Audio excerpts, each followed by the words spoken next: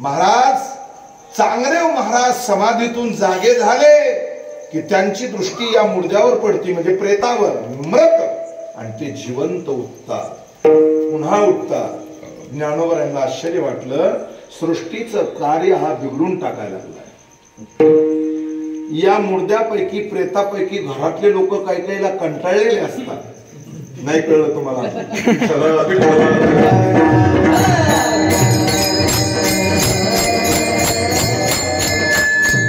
काही वैतागलेले, काहीच्या टपरीवर जास्त उधाऱ्या, काहीच्या दुकानाच्या उधाऱ्या, काहीच्या हॉटेलच्या उधाऱ्या, काही पाहुणे कंटाळलेले, असे गेलेले ते पुन्हा जिवंत व्हायचे म्हणजे खुराकाच्या डोक्यात.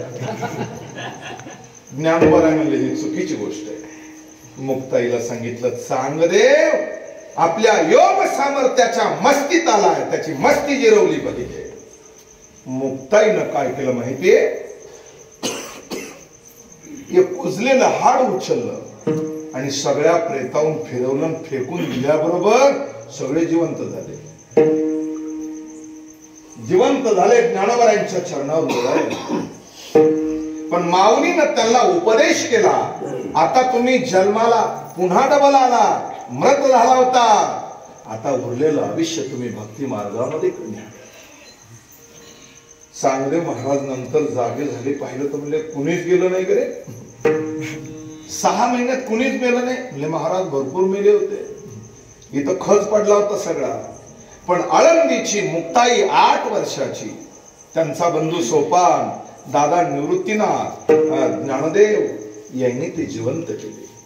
चांगदेव महाराजांचा प्रसंग फार मोठा आहे. मग चांगदेव म्हणतोय, योगी चांगदेव बघतात कोण आहे ज्ञानोबा. ज्ञानदेवाला समाधीत पाहिलं तर चैतन्य एक दिसलं, एक हरी आत्मा जीवेसी वस. याचं चिंतन वेगळं मांडता येईल, पण आज ते योग्य नाही. विठ्ठल विठ्ठल.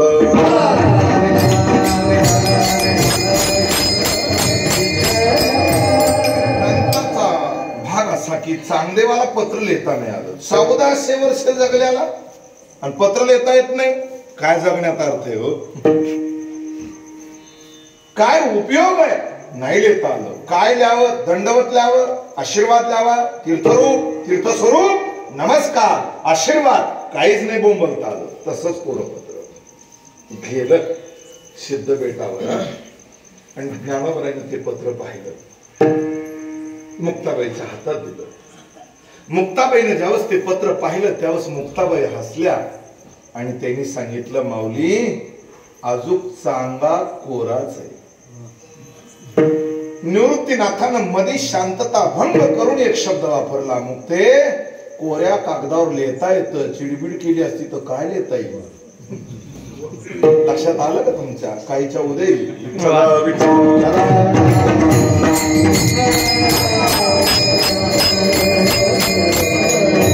याचा अर्थ असा आहे, गुरु कृपा जर करून घ्यायची असेल तर अंतकरण कोरं पाहिजे.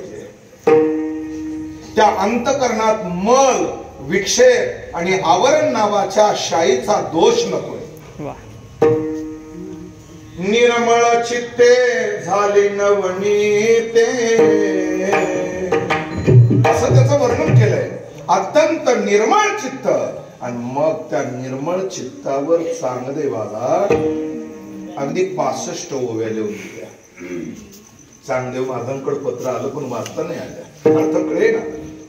चांगदेव महाराज म्हणले, जर अर्थ कळत नाही एवढी ओवी सुंदर लिहिली, असा गमक अर्थ आहे की योगाची मती भ्रष्ट होईल, मग आपणच भेटायला जायचं. आले वाघावर बसून सगळा लवा जमा घेऊन.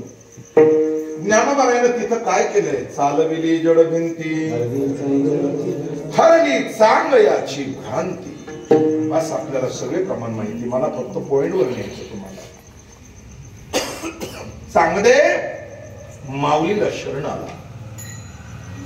अहो 1400 वर्ष जगलेला चांगदेव शरण येतोय. शरण येण्याची तरी अक्कल त्याच्यात होती. आज आम्ही शरण जात नाही म्हणून जीवनाचं मूल्य, किंमत आम्हाला कळत नाही. आणि माऊलीला रोज विनंती करायचा, माऊली माझा उद्धार करा. ज्ञानोबारायने सांगितलं तुझा उद्धार योग्य वेळ आली त्यावेळेसच होईल. मग चांगदेवानं काय करायचं माहितीये, रोज सिद्ध बेटावर पर्णकुटी झाडायची. आम्हाला चटाई उचलण्याची सुद्धा लाज वाटते, सोपं नाही येते. रोज अगदी इंधन आणायचं, त्या इंद्रायणीचं पाणी आणायचं, माऊलीची सेवा करायची. थंडीचे दिवस, नोव्हेंबरचाच महिना, आणि इंद्रायणीचं स्नान करायला मुक्ताई सकाळी 3 वाजता पात्रात उतरल्या. सिद्धबेट आणि इंद्रायणी काही लय दूर नाही, अंतर जवळ आहे. थंड पाणी वाहणारी भागीरथी आणि चांगदेव महाराज सुद्धा तीर्थ स्नानाला गेले. अंतर थोडं होतं, सकाळची वेळ होती, एवढं स्पष्ट दिसत नव्हतं, पण मुक्ताईच्या हातातल्या बांगड्या वाजल्या. चांगदेव महाराज लाजले. कोणीतरी स्त्री स्नान करते, आपण इथं कसं थांबावं, पलीकडच्या पांथ्याला जाऊ. चांगदेव महाराज निघाले की मुक्ताबाईनं आरोळी ठोकली, चांगदेवा, अरे पुत्र कुठं आपल्या आईला लाजतो का? मी तुला आज खऱ्या अर्थानं स्नान घालते.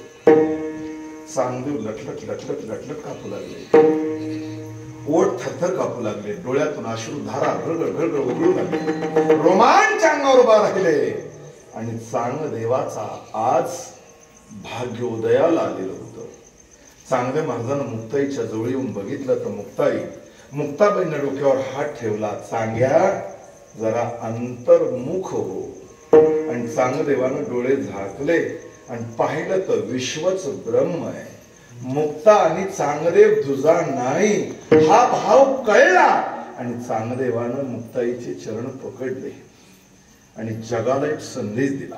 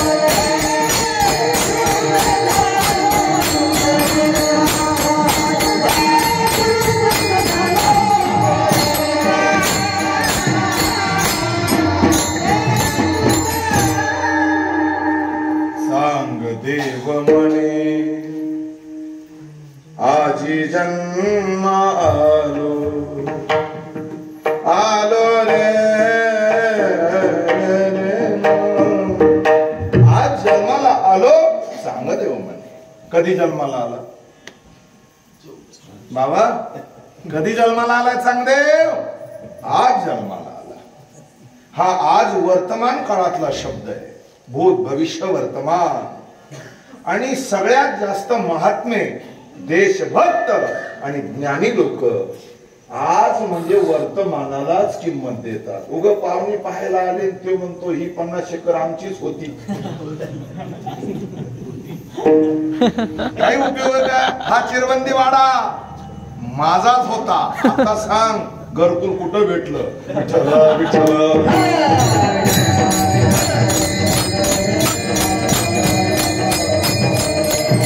आज शब्द महत्वाचा आहे. चांगदेव 1400 वर्ष जगला, पण जन्माला कधी आला? विभीषण किती आयुष्य, पण रामाची भेट झाली की रामाला म्हणतोय प्रभू आज जन्माला आल्याचं सार्थक झालं. जरा रामायणातला दुसरा भाग पहा. शरभंग नावाचे मुनी राम प्रभूला भेटले आणि त्यावेळेस ते स्वतः म्हणतात आज सफल तप तीर्थ त्यागू, आज सफल जो जप जोग विरागू. रामा, खऱ्या अर्थानं आज जन्माला आलोय, तप व्रत वैकल्य केलंय ना, त्याचं फळ मला आज भेटलं. फळ आज, जन्म आज.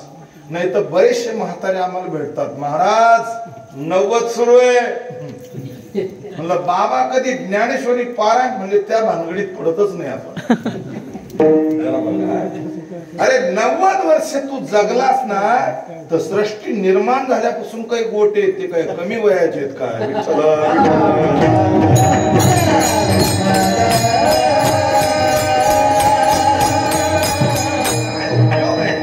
चांगले महाराजांचा हा आनंद गगनात मावेना. मुक्ताई खरा जन्माला बोलायचं काय आपल्याला?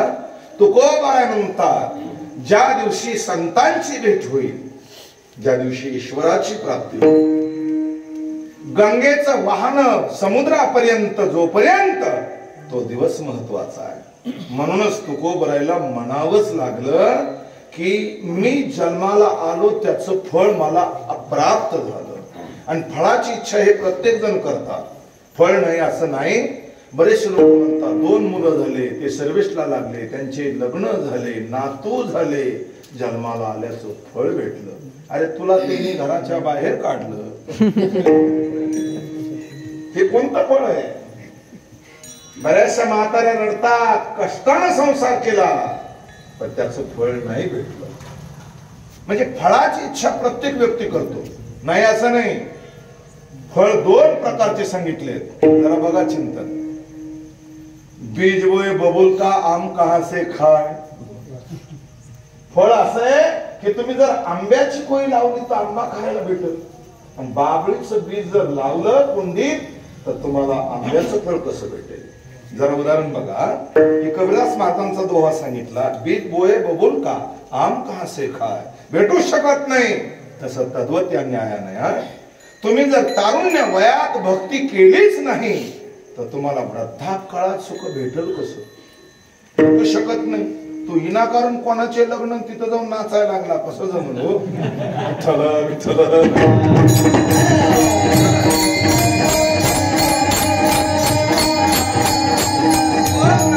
असं कर्म नाही, कर्म फल देणार आहे. मी तुम्हाला 2 प्रमाण सांगतो, वेळ आपली थांबत नाही, जाती निघून.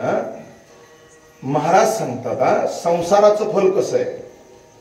15 वाद्य तर त्याच्यासाठी जाहीर आहे, पण संसाराचं फळ तुकोबारांनी एकाच प्रमाणात दिलंय. नासिवंत अटी, नासिवंत प्रिया, नासिवंत पुत्र, नासिवंत धन आणि नासिवंतच त्याचं फळ. बीज ज्याचा त्याची फळ. जमला का? आता परमार्थ करणाराचा विचार करा. परमार्थाला खरं फळ आहे. संसार पूर्ण होत नाही, परमार्थ हा पूर्ण होतो. म्हणून परमार्थात फळ कसं आहे? बीजाने फळ हरेचे नाम. नाट सांगितला. आपल्याला वेळ तितका नाही, एक एक प्रमाण 2-2 दिवस चालतं. विठ्ठल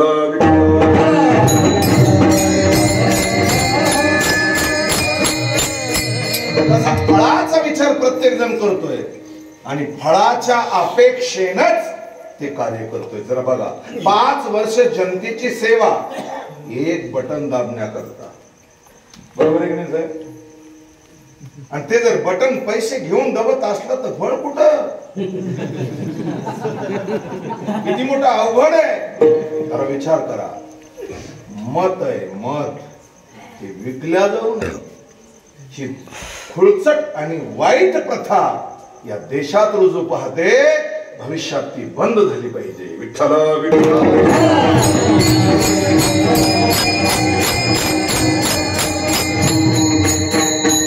गाईचं वासरू बछड, मग ती असणारी गाय असू द्या किंवा बैल, त्याचं संगोपन शेतकरी करतो. का? फळ. बैल जर असेल तर तो गाडी वडेल, आऊत वडेल. फळ.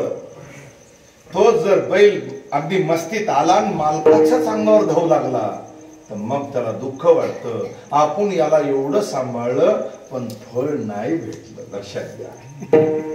तद्वत ह्याच न्यायाने विचार जर केला तर परमार्थात फळाची अपेक्षा संत करत नाही, पण जर फळ मानलं तर हरिप्राप्ती हेच मोठं फळ आहे. आणि ते फळ प्राप्ती म्हणजेच आज भगवंताची भेट. तुकोबाराय सांगतात, संतांची भेट किंवा जन्मदिन, त्या दिवशी संत भेटणं तर त्याचं उत्तर अभंगाच्या